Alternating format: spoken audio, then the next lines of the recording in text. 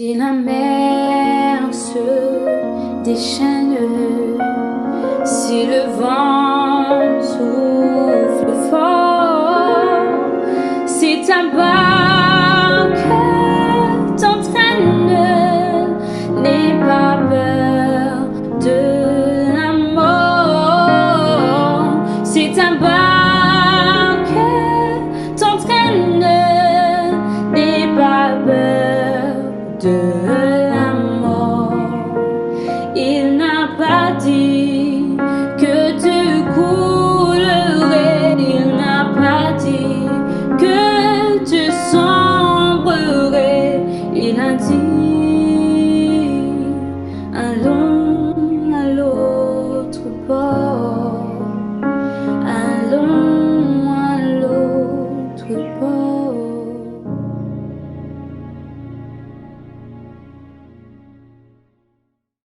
Frères et sœurs, bonjour.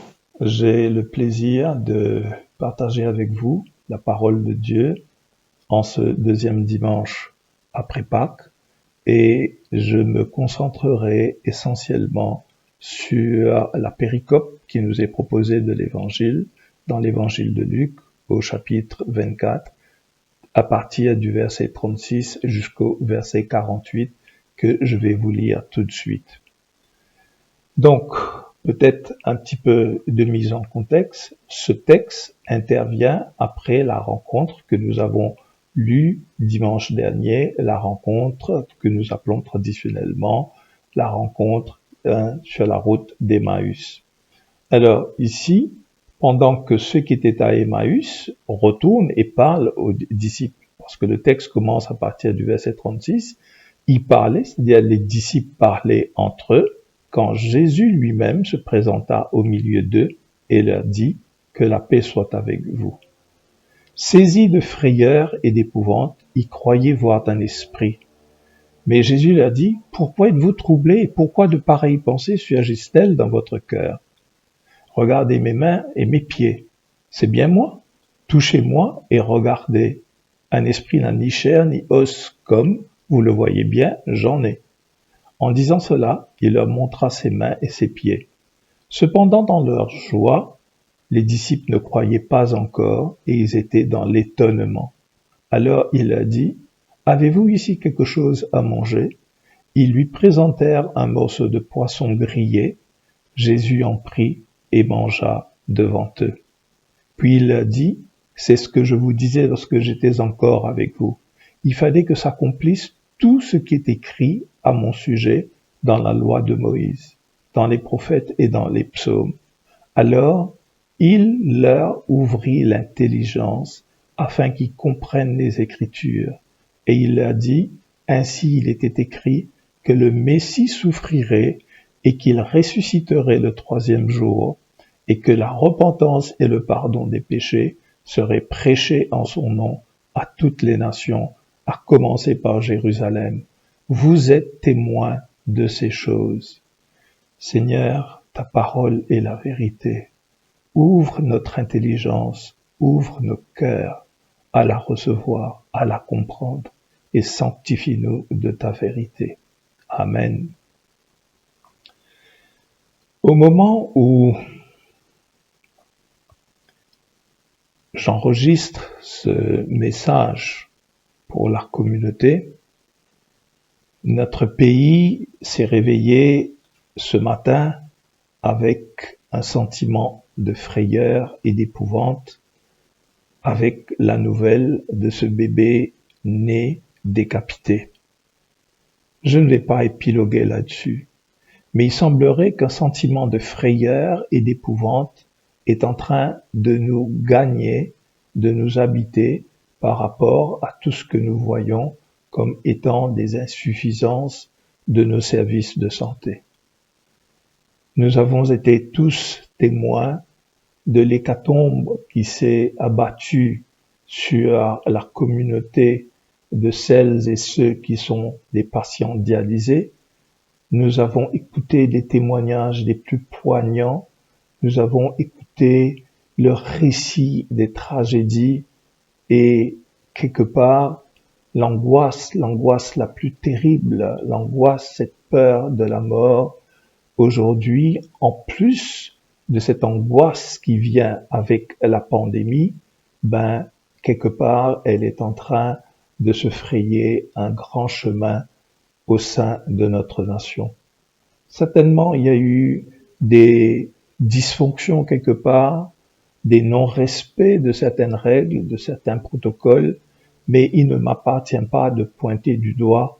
Je prie pour que justice soit faite à ces familles, pour qu'elles trouvent la paix, ces familles, la famille des survivants, pour qu'elles trouvent la paix, mais la paix du ressuscité.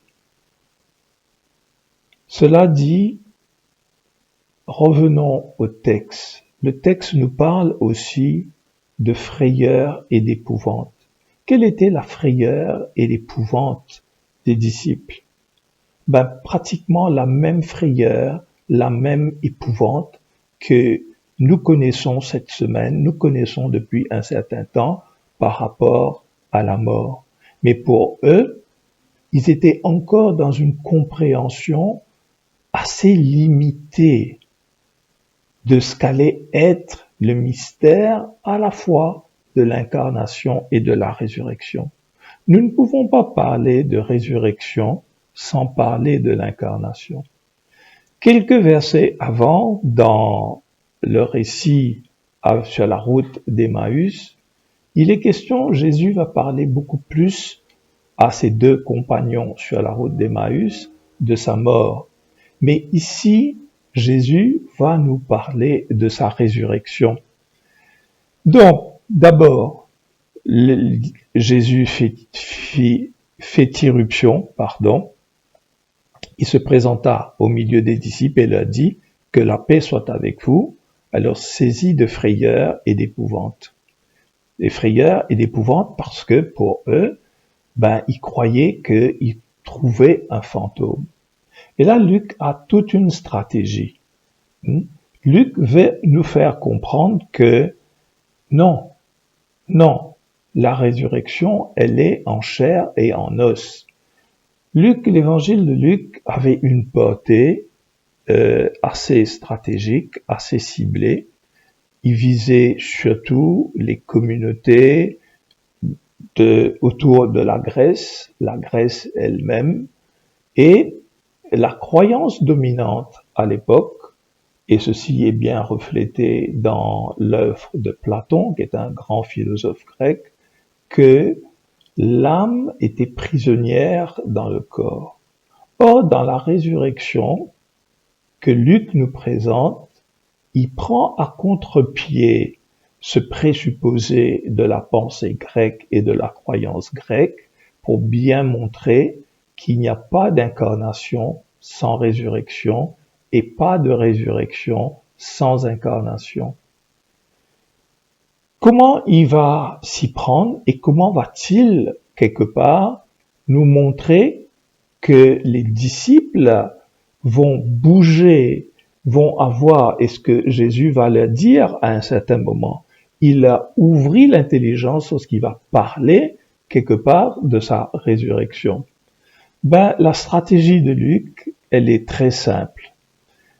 Elle nous présente Jésus qui a un besoin de base humain, un besoin primaire que tout humain nous avons, c'est la faim. Jésus leur demande, avez-vous quelque chose à manger?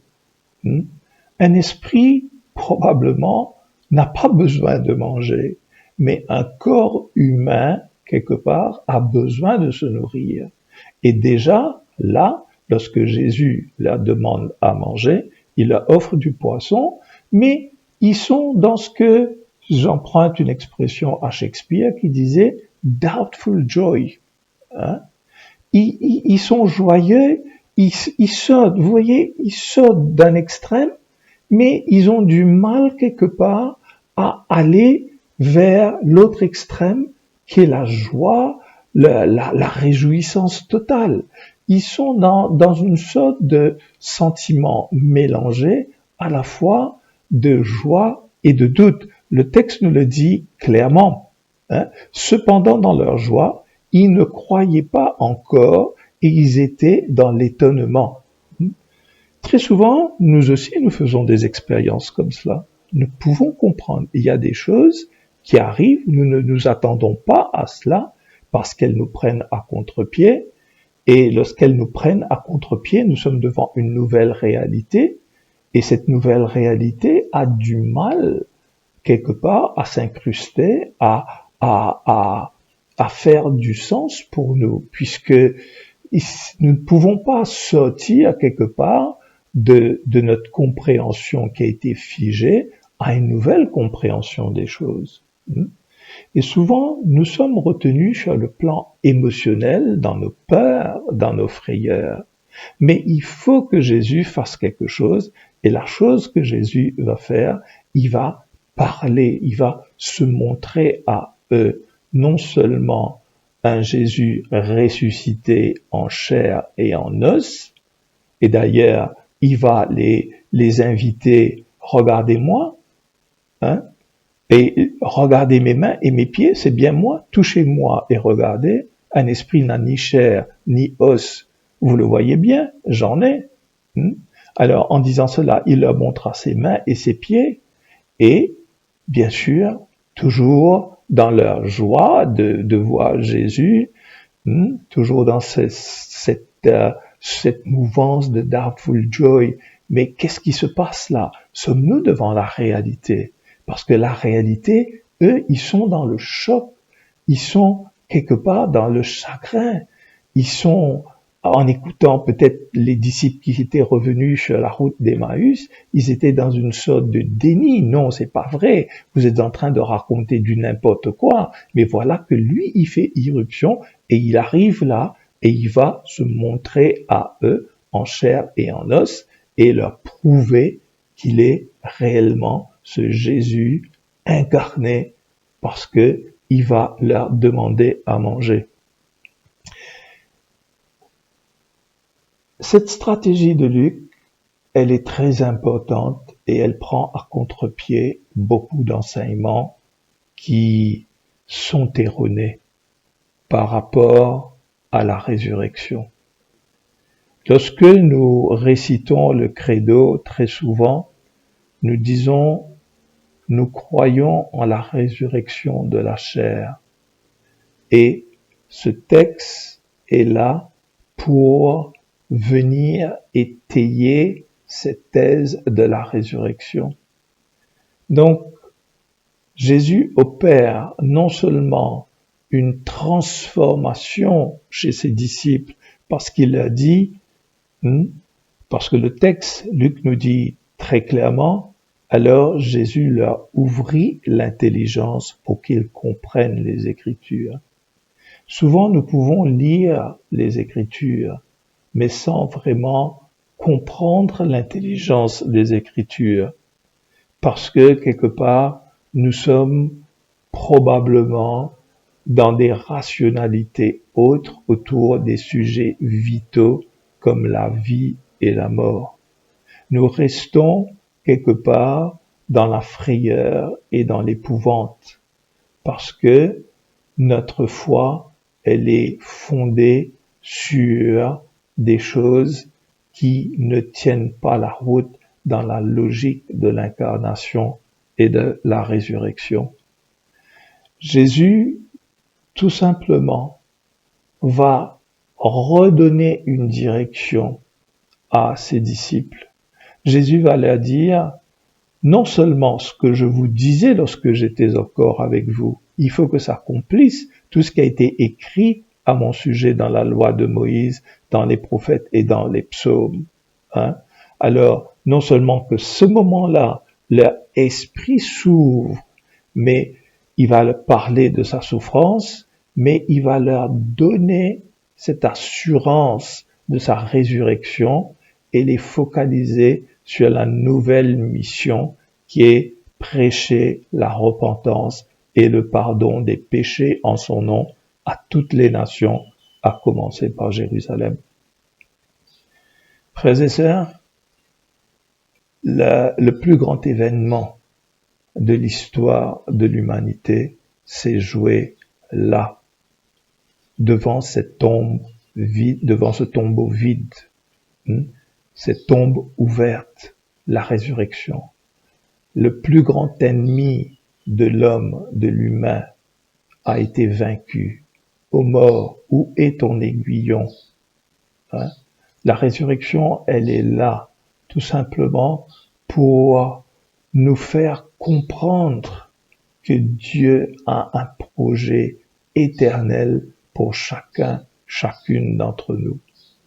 Et nous pouvons faire des expériences de résurrection très souvent dans notre vie, parce que souvent, par la force du péché, nous entrons dans des logiques de mort, dans des croyances paralysantes, dans des croyances figées, dans des pratiques de vie où nous nous mettons à nouveau dans l'esclavage du péché, nous nous mettons à nouveau dans l'esclavage d'une vie dépendante sur nos émotions, nos envies, nos passions, la chair.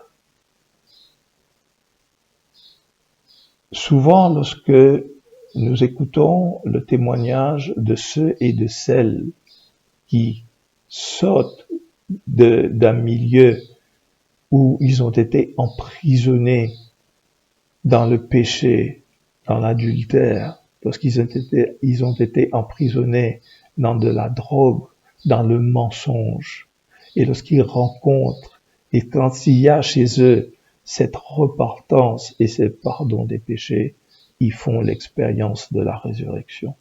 Oui, nous vivons des temps difficiles, mais les temps difficiles passeront. Mais les gens qui sont ancrés dans cette espérance, dans cette énergie de la résurrection, ces gens connaissent chaque moment, chaque jour de leur vie, cet esprit du ressuscité, que rien n'est figé, c'est ça la libération quelque part, qu'il y ait cette repentance et ce pardon des péchés, ce repentir vrai. Nous vivons tous quelque part enfermés dans nos frayeurs, enfermés dans nos peurs, enfermés dans nos comportements dysfonctionnels qui ne sont pas des comportements dignes d'enfants de Dieu, de comportements de gens libérés. Mais nous avons besoin de retourner, d'avoir ce courage et de la repentance. Dans cet élan, cet effort de repentance et de pardon des péchés, c'est la résurrection, c'est cette nouvelle énergie, c'est ce possible. Il n'a pas dit que tu coulerais, il a dit allons de l'autre bord. C'est cela aujourd'hui que nous voulons vivre. Devant, si vous voulez, ce parfum de la mort qui existe aujourd'hui dans notre pays, dans le monde, devant toutes ces familles affligées, c'est important pour nous de porter ce message d'espérance, de la force de la résurrection, de faire cette expérience déjà dans notre vivant et en même temps recevoir cette paix, cette assurance que la résurrection est bien vraie et que nous aussi, nous ressusciterons en Christ. Frères et sœurs, demandons au Seigneur, tout comme il l'a fait pour les disciples, d'ouvrir notre intelligence. Dans la lettre aux Romains, au chapitre 12, au tout début, l'apôtre Paul va dire qu'il y ait un renouvellement de notre intelligence. La résurrection que nous commémorons, que nous célébrons, que nous vivons, doit être aujourd'hui encore, à chaque instant, un renouvellement de notre intelligence, pour que l'Esprit Saint puisse nous donner ce don de discernement. Plus que jamais, nous avons besoin de discernement devant toutes les plateformes mensongères qui nous infatuent du matin au soir, au nom de la communication, au nom de l'information ou de la désinformation. Mais le chrétien, nous ne devons pas être des moutons de pâturage. Nous devons, quelque part, nous laisser guider par l'Esprit Saint pour le renouvellement de notre intelligence. Donc, à chacun, chacune de vous qui nous écoutez ce matin, que le Seigneur renouvelle notre intelligence, que le Seigneur renouvelle votre intelligence, qu'il vous bénisse, qu'il vous garde, qu'il fasse sa face luire sur chacune et chacun d'entre vous. Soyez bénis. Amen.